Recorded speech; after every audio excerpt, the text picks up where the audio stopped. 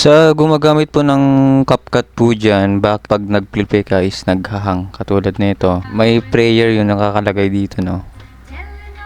Kasi mabigat yan guys, di ko na-explain, no? Kasi lahat naman itong record ko, file ko from iPhone 1080p 260 fps. Okay naman siya, pero pagdating sa ibang cellphone like my Oppo, naghang siya. 1080 naman to 60p naman yung video niya, halos parehas naman. Kahit naman sa drone, nagpo 4K pa ako pero hindi siya naglalag. And siguro nasa highest lang talaga siya with iba't ibang bitrate. So, ang gagawin mo lang, magpindot ka lang dito, modified.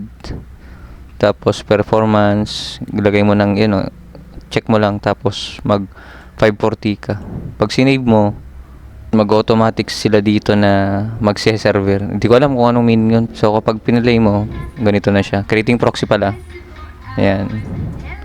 Kahit nagre-read po siya, okay lang yan, hindi na siya naglala. Pero kapag mag-export ka, ibalik mo na siya sa dati kasi magiging blur siya sa rendering. So, ibig sabihin nun, mag-set up ka lang ng modified kapag while editing. Then, kapag final, ibalik mo na siya sa dati. Modified, tapos balik mo sa dati, yun.